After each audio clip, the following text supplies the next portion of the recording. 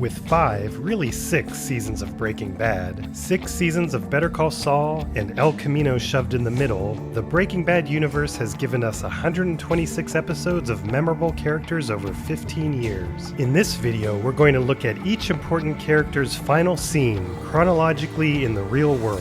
Incredibly, there's only one major character whose final scene is the moment they die. Do you know who it is?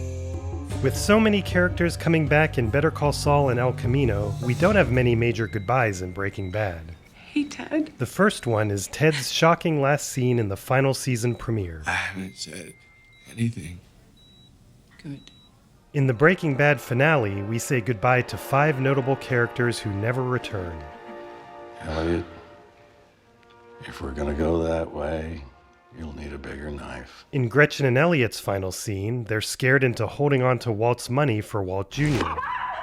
Those numbers are GPS coordinates. For what? Right before the last time we ever see Skyler, she and Walt share this amazing scene. That's where they'll find Hank and Steve Gomez. All the things that I did. You need to understand. I have to hear one more time that you did this for the family. I did it for me. But her farewell happens right after this with Holly.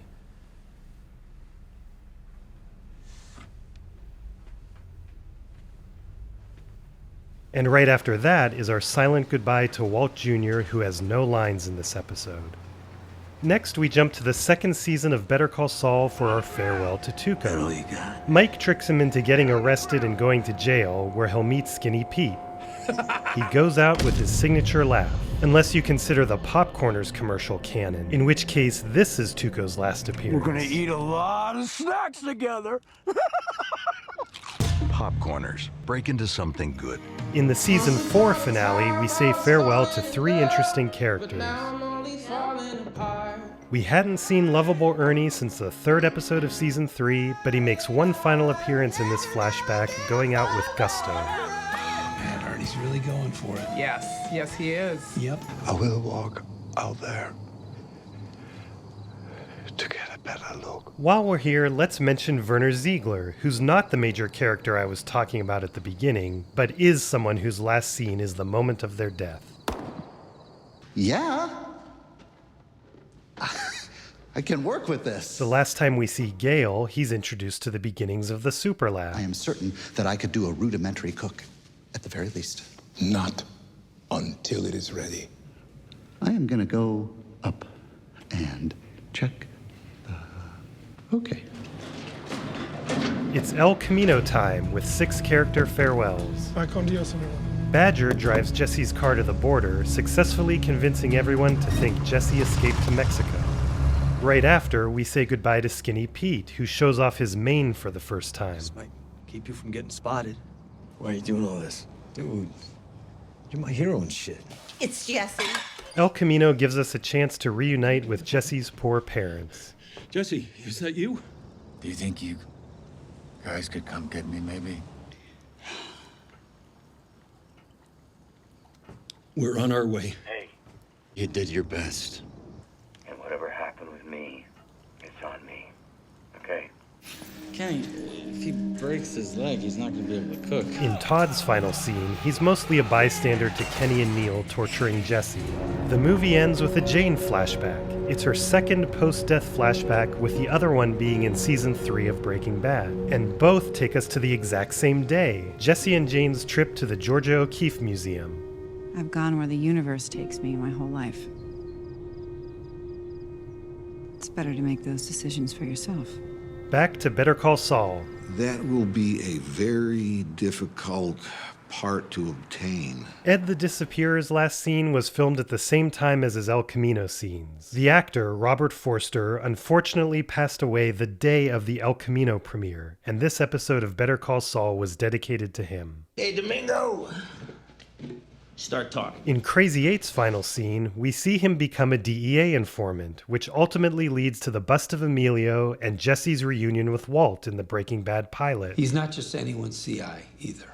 All right, you don't pass him around like a venereal disease. He's your personal CI. There are these 3 dead drops. First one's under a bridge up by Chavez Road, over Hillsdale Street. The second one's in an empty rail yard, off Waldron, in a train shed. $700,000 and some change. Damn.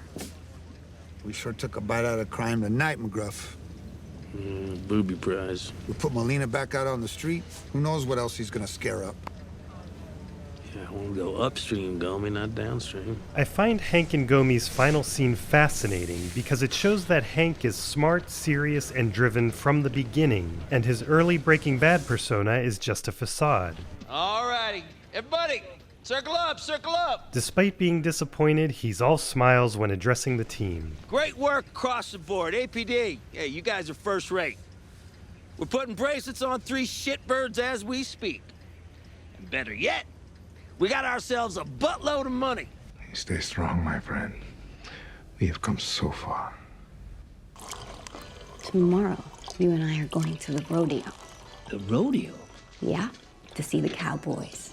I've never been to a rodeo. Well, you're going to love it. I'd hoped and prayed we'd be beyond this. You're about as Jewish as my Aunt Fanny. 5,000 years and it never ends. Here it is, violence. It always comes to this. Go to hell, you lying sack of shit. You don't have to do this. Don't I? Craig, you are a 2-time loser. 2-time loser is a deep reference. If you watched my Breaking Bad Season 1 titles video, you'll know what that's from.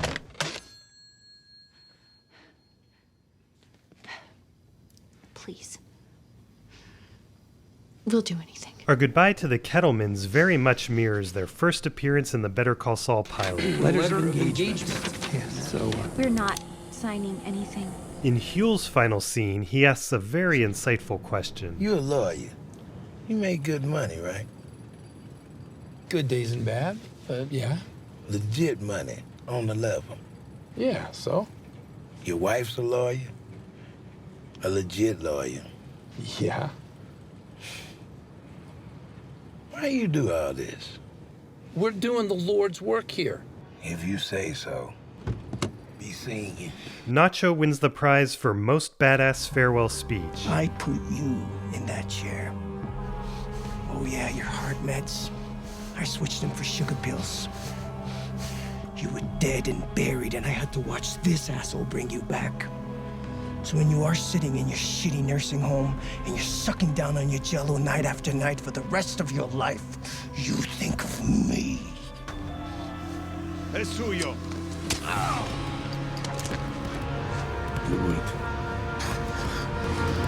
And he is the only major character whose last scene shows his last breath.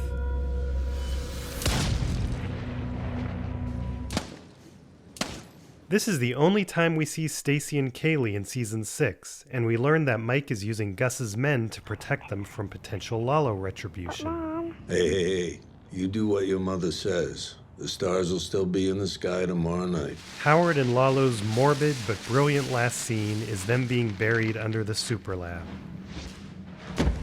Easy. They were right there with us during Breaking Bad, and we had no idea. Por favor. We say goodbye to a lot of people in the 9th episode, as it's basically the end of the prequel timeline. Buenas noches, Hector. Que descanses. No quiero que me arruine el desayuno con el...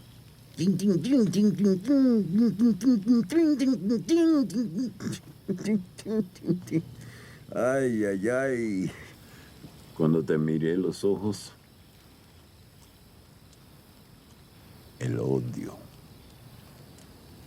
Un poquito no está mal, siempre y cuando no te olvides de quién manda.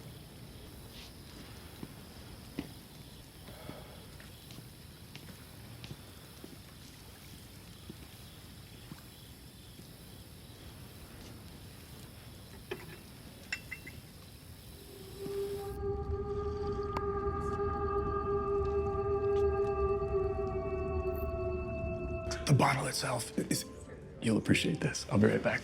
Gus's final scene shows him trying to enjoy having normal social interaction until he realizes that it's too dangerous to form such attachments. Would you let David know that I've been called away?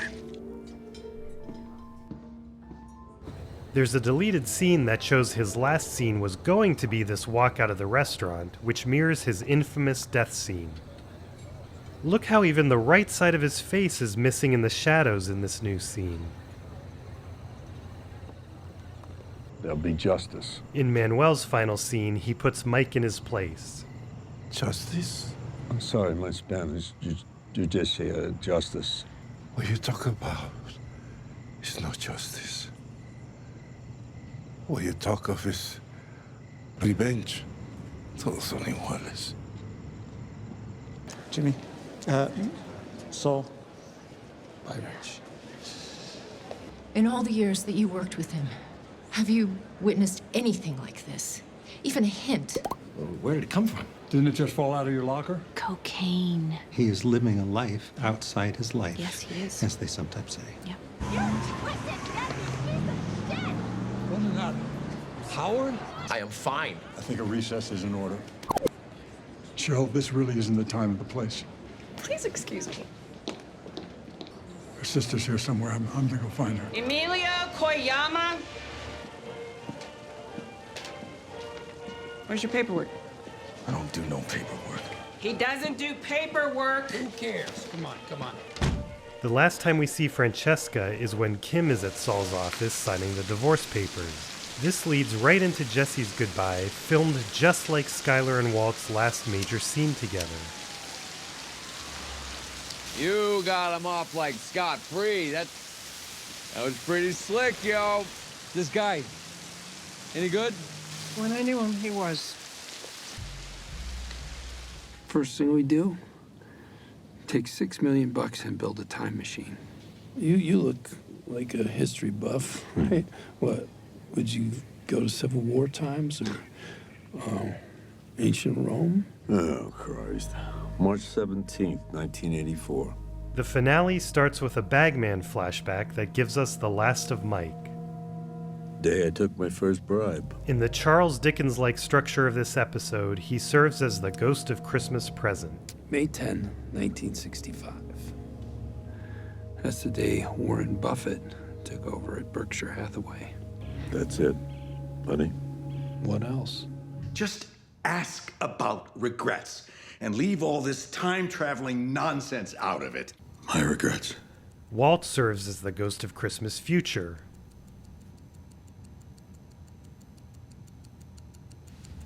His final words are this poignant realization. So you were always like this? Marie has her great moment earlier. If somebody was in trouble, no matter the time, no matter the place, Hank Schrader would be there. With a smile and a joke. But her goodbye is silently watching the courtroom drama. I wasn't there when the meth was cooked. I wasn't there when it was sold. I didn't witness any of the murders, but I damn well knew it was happening. I was more than a willing participant. I was indispensable. I kept Walter White out of jail. I laundered his money, I lied for him, I conspired with him, and I made millions. If he hadn't walked into my office that day, Walter White would have been dead or behind bars within a month. And Agent Schrader and Agent Gomez and a whole lot of other people would still be alive. Fact is, Walter White couldn't have done it without me. After the climax from the hearing, we're treated to one final flashback and a nice moment to say goodbye to Chuck. I was starting to worry. It takes us full circle to a scene just like the one from the pilot. I'm hoping you didn't steal that from a motel ice machine. You can hope.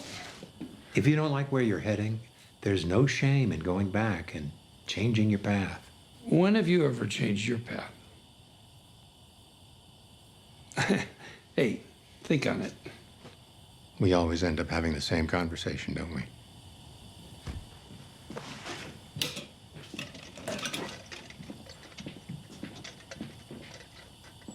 He fades into the background until all you see is a lantern.